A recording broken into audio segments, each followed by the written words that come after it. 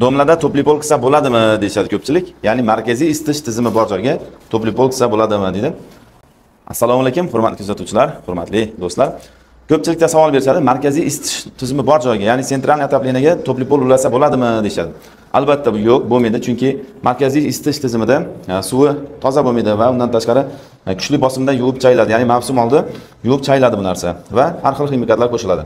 Topli pol keladigan bo'lsak, agar ulaydigan bo'lsak, buni ichi kichkina, diametri kichkina bo'lgan hisobiga bu test qilib qoladi. Biz bu joyda shunaqa yechim qilganmiz. Bu ko'rayotganingiz ham ko'p qavatli bino, ya'ni eski binolardan. Bunga topli pol qilib berganmiz, suvli topli pol qilganmiz. Buni hozir keyingi xonada yechimini tushuntirib o'tamiz. Markaziy isitish tizim bo'lgani uchun bizda bimetal radiatorlardan qo'yganmiz. Shuni ham eslatib o'tamiz. Bimetal radiator sentralniy отопление, ya'ni markaziy isitish tizimi bor joyga bimetal radiatorlar qo'yiladi. Oddiy xonadonlar bo'ladigan bo'lsa, panelni yoki seksionniy qo'ysa ham bo'ladi. Ya'ni alyumin radiator qo'ysa bo'ladi. Xo'p, topli pol keladigan bo'lsak, barcha joyda mana denfiniy lentalar qo'yilgan. Butun devor bo'ylab yo'laklarga topli pol qilingan. Har bitta xonaga alohida qilingan, ya'ni bizda loyiha bo'yicha qilinyapti. Har bitta joyda, ochiq joyda karavot turadi. Ya'ni yosh bolaning yotoqxonasi, o'sha yotoqxonani tagiga aynan yerga yopishib turadigan turdan mebelimiz. Shuning uchun shu joyga topli pol qilinmagan.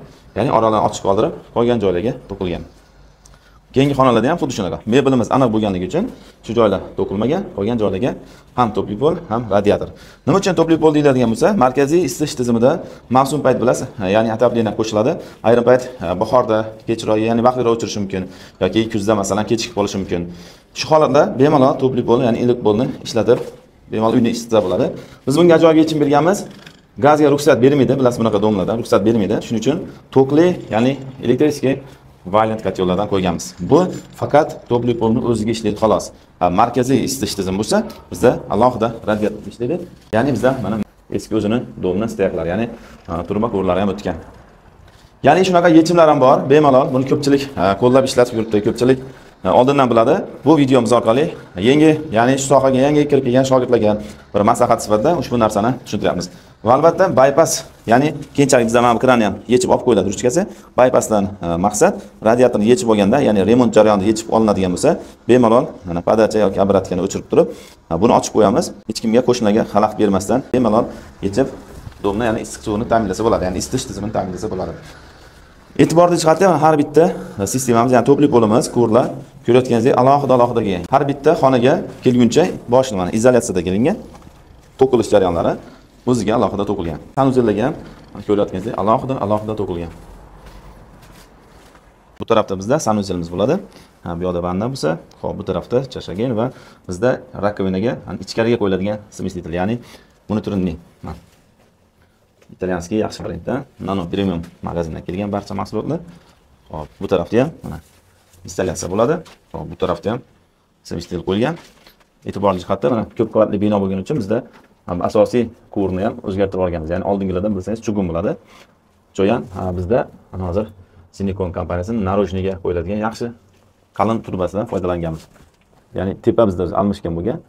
Hop, mana pastni ham o'zgartirib olganmiz. Bu tarafda ham mana mustaqilga smesitellar qo'yilgan.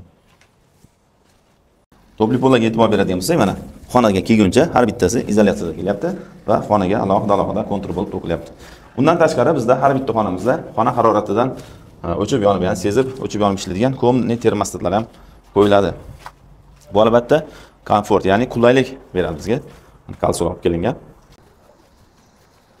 Demak, markaziy isitish tizimi bor joylarga imkon qadar alohida isitish tizimi qo'yib, topli pol qilib bersa bo'ladi. Salomat bo'linglar. Bundan-da foydaliroq video ma'lumotlarni o'tkazib yubormaslik uchun sahifalarimizga obuna bo'ling. Ishlarimizda kamchiliklar bo'lsa, albatta to'g'ri fikr qilib yozib bersangiz, izohlarda qoldirsangiz, biz kamchiliklarni to'g'rilab boramiz va qolgan hamkasblarimizga yana foydali video chiqarishni davom etamiz. Salomat bo'ling.